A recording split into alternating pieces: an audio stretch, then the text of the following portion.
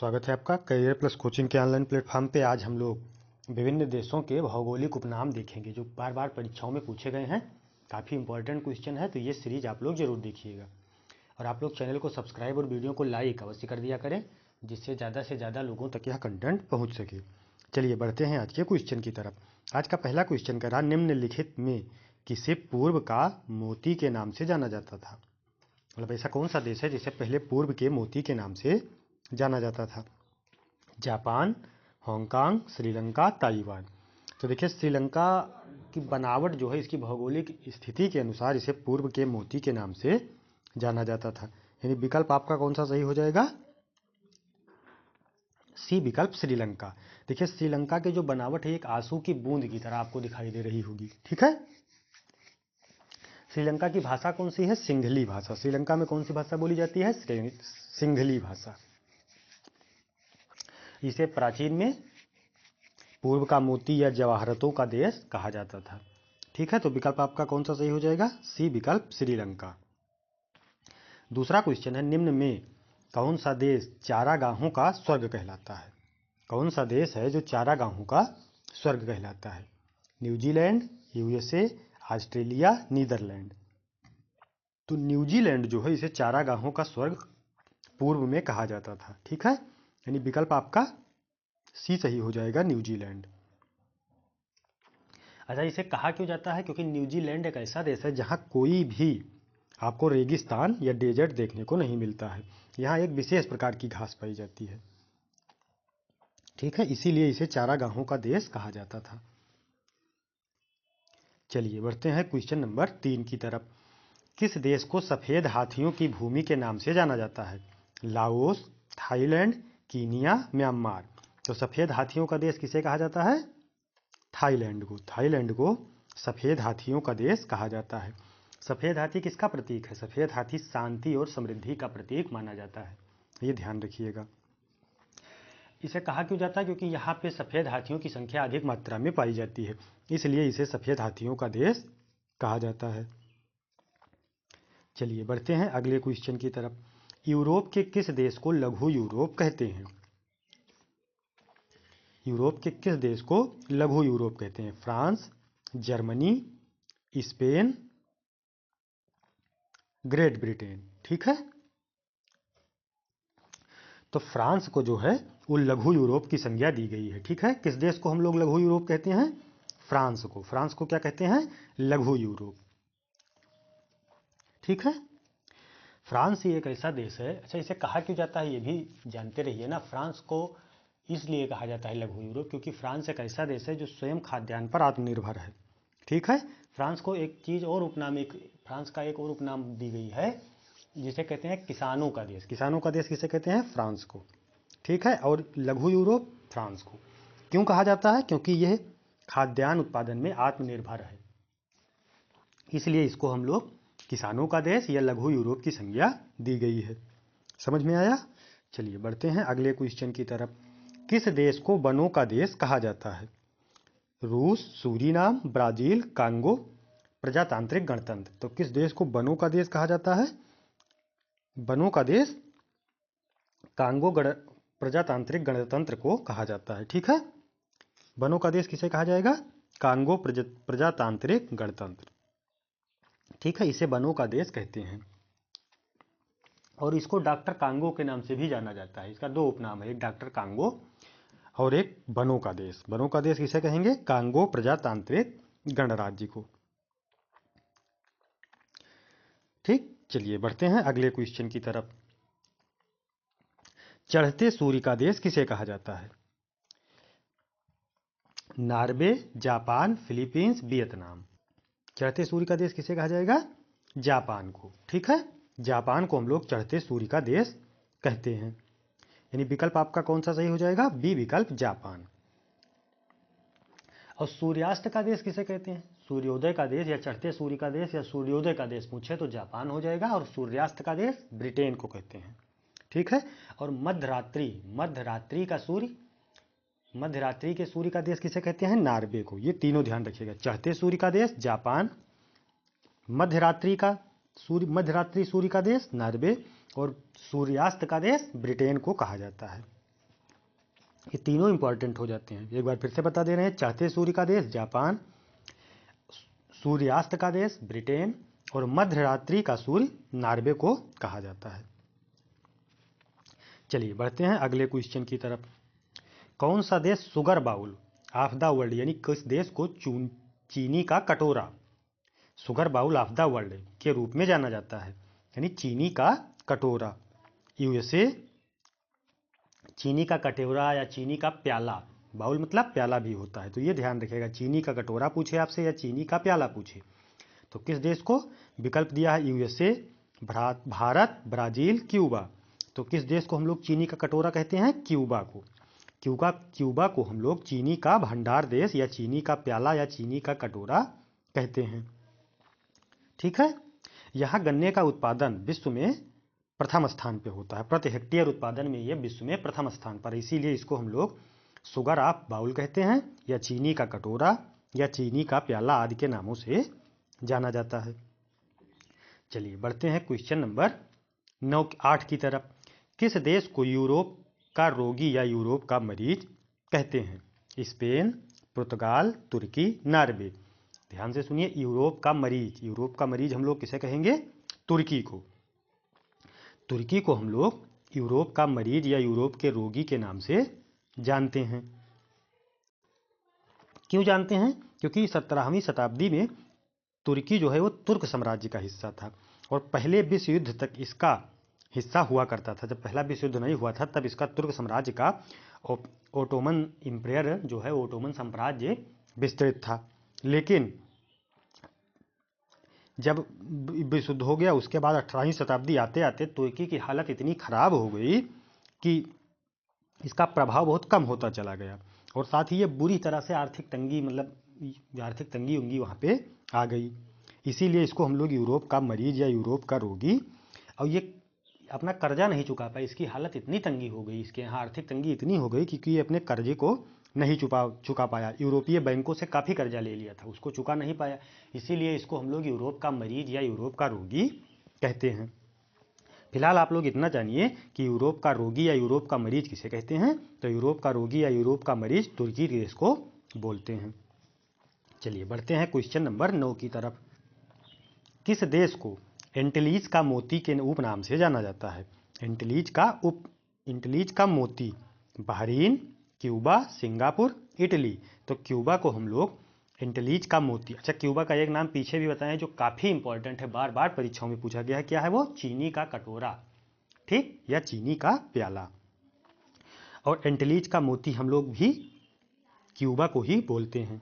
एंटीलीज का मोती किसे कहेंगे, क्यूबा को, और चीनी का कटोरा ही भी क्यूबा को। क्यूबा की राजधानी क्या है, हवाना। हवाना क्यूबा का सबसे बड़ा शहर है, ये ध्यान रखिएगा। चलिए बढ़ते हैं अगले क्वेश्चन की तरफ, क्वेश्चन नंबर 10 की तरफ। निम्न देशों में से किसे झीलों की वाटिका कहा जाता है, फिनलैंड, पोलैंड, नीदरलैंड, स्विट्जरलैंड। तो झीलों की वाटिका किसे कहेंगे हम लोग, फिनलैंड को। फिनलैंड को झीलों की वाटिका कहा जाता है। फिनलैंड किस महाद्वीप में है, यूरोप महादेश में है। फिनलैंड किस महाद्वीप में स्थित है, यूरोप महाद्वीप में स्थित एक देश है, ठीक है।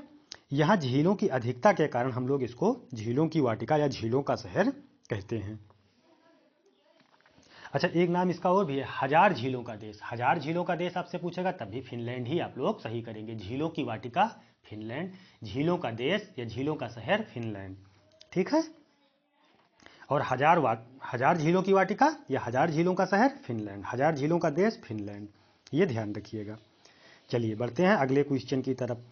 कह रहा किस देश को उगते हुए सूर्य की भूमि कहा जाता है, तो ये क्वेश्चन तो पहले ही आ चुका है। उगते हुए सूर्य की भूमि जापान को कहते हैं, ठीक है। और सूर्यास्त का देश, सूर्यास्त का देश किसे कहेंगे हम लोग, ब्रिटेन को, ठीक है। और मध्य रात्रि के सूर्य का देश नॉर्वे को। ये तीनों इंपॉर्टेंट हैं, तीनों आप लोग ध्यान रखिएगा। चलिए बढ़ते हैं 12 नंबर की तरफ। कौन सा देश अर्धरात्रि के सूर्य का देश के उपनाम से जाना जाता है, अर्धरात्रि का देश या मध्य रात्रि का देश, दोनों एक ही है। तो किसे कहेंगे, नॉर्वे को। नॉर्वे को हम लोग मध्य रात्रि का सूर्य के देश के नाम से जानते हैं या अर्धरात्रि के सूर्य के देश के नाम से जानते हैं। और सूर्यास्त का देश ब्रिटेन को, सूर्योदय का देश जापान को। ये ध्यान रखिएगा आप लोग।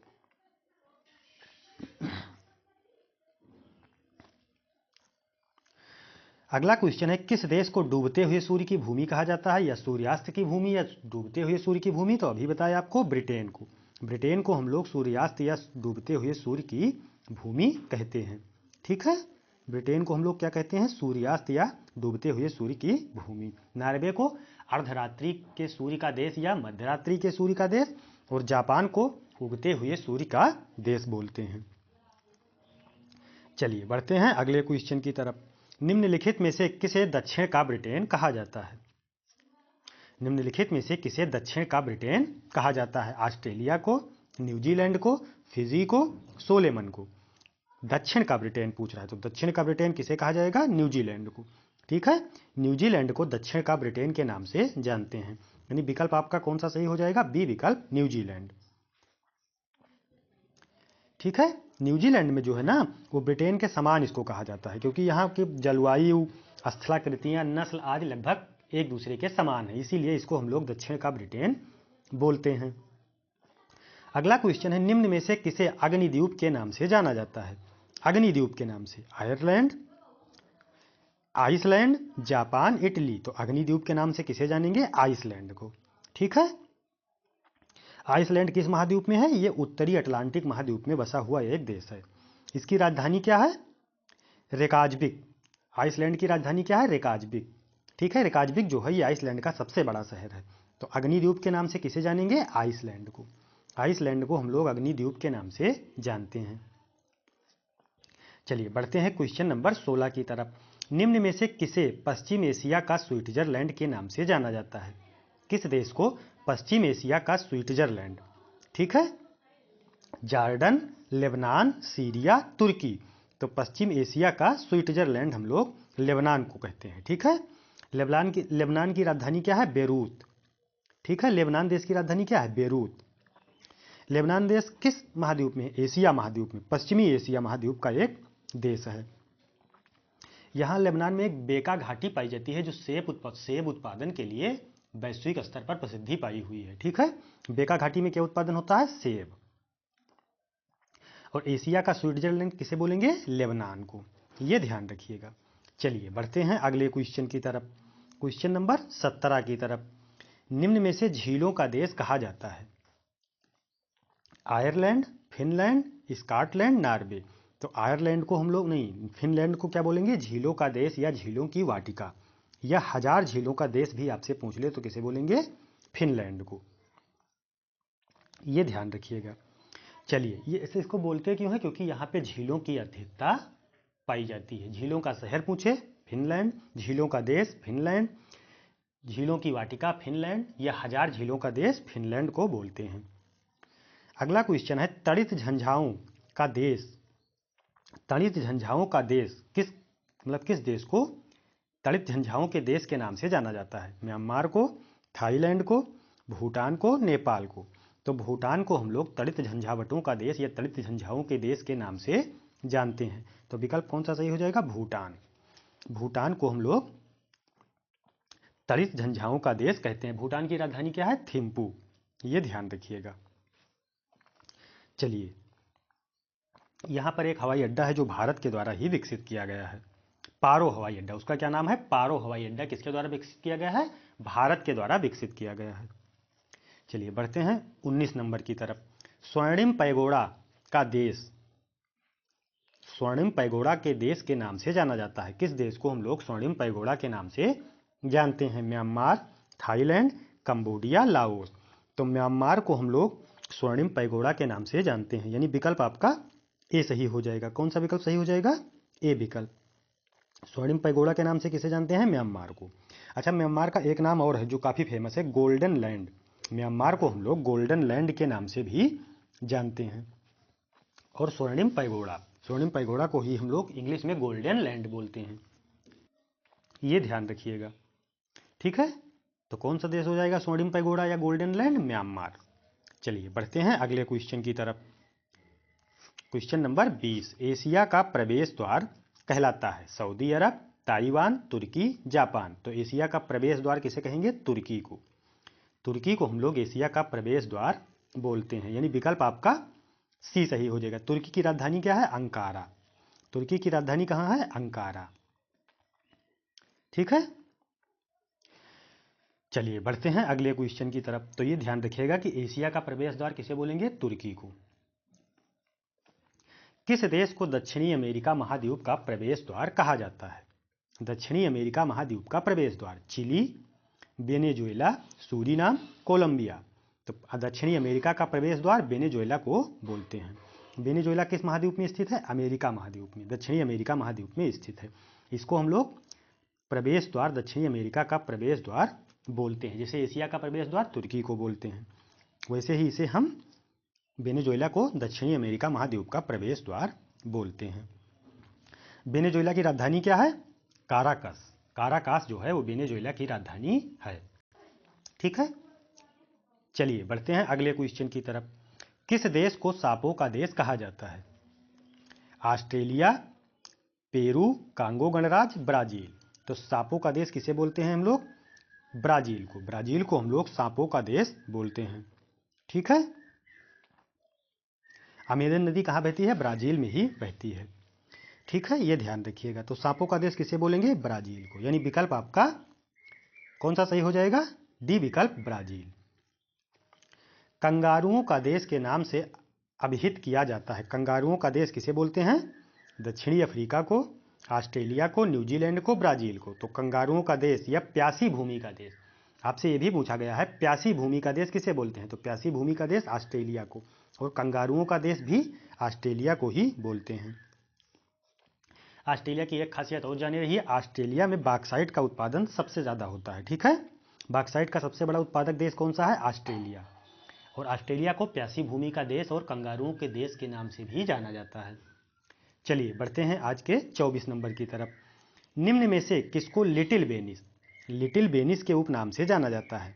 Suriname, Guatemala, Venezuela, Uruguay. तो वेनेजुएला को हम लोग लिटिल वेनिस के नाम से जानते हैं। ठीक है, लिटिल वेनिस के नाम से किसे जानते हैं? वेनेजुएला को, यानी विकल्प आपका कौन सा सही हो जाएगा? सी विकल्प, वेनेजुएला। चलिए बढ़ते हैं आज के आखिरी क्वेश्चन 25 नंबर की तरफ। निम्न में से किसे यूरोप का अखाड़ा के उपनाम से जाना जाता है? Belgium, Switzerland, Poland, Hungary. तो यूरोप का अखाड़ा किसे बोलेंगे? बेल्जियम को। बेल्जियम को हम लोग यूरोप का अखाड़ा के नाम से जानते हैं। ठीक है, ये यूरोप का, पश्चिमी यूरोप का एक देश है।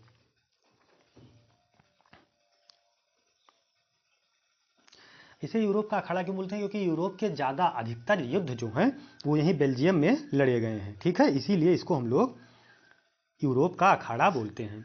ठीक है, ये पार्ट 1 है। पार्ट 2 इसका कल मिलेगा आप लोगों को, और जितने भी इंपॉर्टेंट क्वेश्चन या इंपॉर्टेंट चैप्टर थे वो आपको कराए जा चुके हैं। प्लेलिस्ट बनी हुई है वैश्विक भूगोल की। आप लोग कैरियर प्लस कोचिंग को सब्सक्राइब करें और जाके प्लेलिस्ट से वीडियो को देख लें। काफ़ी आपको किसी भी परीक्षा की तैयारी करें हो काफ़ी हेल्पफुल वीडियो मिलेगी। ठीक है, बाकी आप लोग चैनल को सब्सक्राइब और वीडियो को लाइक अवश्य कर दिया करें, जिससे ज़्यादा से ज़्यादा लोगों तक यह कंटेंट पहुंच सके। धन्यवाद। इसका पार्ट 2 कल मिलेगा आप लोगों को। देखते रहिए कैरियर प्लस कोचिंग।